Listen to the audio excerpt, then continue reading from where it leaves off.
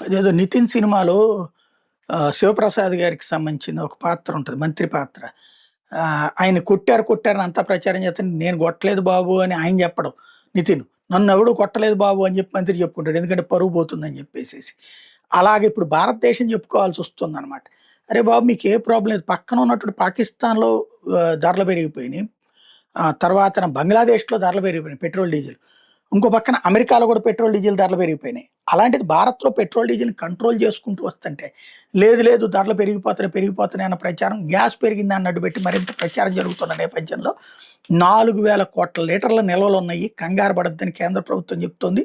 మన దేశంలో ముడి చమురు, రిఫైన్డ్ పెట్రోలియం ఉత్పత్తుల రూపంలో 250 మిలియన్ బ్యారెల్ 4,000 కోట్ల లీటర్లు ఇంధన నిల్వలు ఉన్నాయని ప్రభుత్వం తాజాగా తేల్చి చెప్పింది. దేశంలో 25 రోజులకు మాత్రమే సరిపోయే ఇంధన నిల్వలు ఉన్నాయని ప్రచారం తప్పని, సరఫరా వ్యవస్థలో ఉన్న 7, 8 వారాలు 2 నెలలకు సరిపోతాయని నివేదిక స్పష్టం చేసింది. మంగళూరు, పడూరు, విశాఖపట్నం వ్యూహాత్మక కేంద్రాలతో పాటు ట్యాంకులు, పైప్ లైన్లు, సముద్ర నౌకల్లో నిల్వలు ఉన్నాయి. అట్లాగే దశాబ్ద క్రితం 27 దేశాల నుంచి చమురు దిగుమతి చేసుకుంటే ప్రస్తుతం 40 దేశాల నుండి చేసుకుంటున్నాం. మన దేశ చమురు దిగుమతుల్లో 40% మాత్రమే హార్ముజ్ జలసంధి మీదుగా వస్తుంది. మిగతా 60% రష్యా, పశ్చిమ ఆఫ్రికా, అమెరికా, మధ్య ఆసియా దేశాల నుండి అందుతోంది.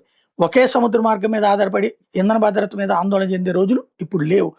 మన దేశానికి అతిపెద్ద చమురు సరఫరాదారుగా రష్యా కొనసాగుతుంది. గత నెలలో రష్యా నుంచి చమురు దిగుమతులు వచ్చినాయి. లేవని చెప్పి ఇక్కడ సొల్లి కబుర్లు, అబద్ధాలు, తప్పుడు ప్రచారాలు చేశాను. నేను అనేక సార్లు ప్రస్తావించా. గత 4 ఏళ్లుగా మన దేశంలో చమురు ధరలు స్థిరంగా ఉన్నాయి. 2020 నుండి 22 నుంచి 26 దాకా ఫిబ్రవరి మధ్య ఢిల్లీలో పెట్రోల్ 0.67% తగ్గింది.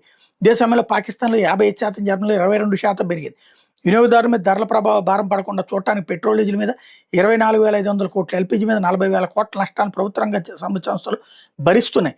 దేశీయంగా పెట్రోల్ 20% ఇథనాల్ కలుపుతున్నందున ఇప్పటివరకు 44 మిలియన్ బ్యారెల ముడి చమురుకు ప్రత్యామ్నాయమైంది. ఇదంతా ఎవరైతే ఇప్పుడు బీజేపీతోనే ఉంటూ బీజేపీ మీద ఎప్పుడు ప్రచారం చేస్తున్నటువంటి తెలుగుదేశం పార్టీకి సంబంధించిన వాళ్ళు, జనసేనకి సంబంధించిన జనసేన వాళ్ళు చేయట్లేదు కానీ ఎక్కువ మంది తెలుగుదేశం అభిమానులు చేస్తున్నారు. ఇక్కడ ఈనాడే రాసింది, వాళ్ళైతే తెలుసుకోవాలి. వైసీపీ వాళ్ళు కూడా రాస్తున్నారు, వాళ్ళు తెలుసుకోవాలి ఇక్కడ.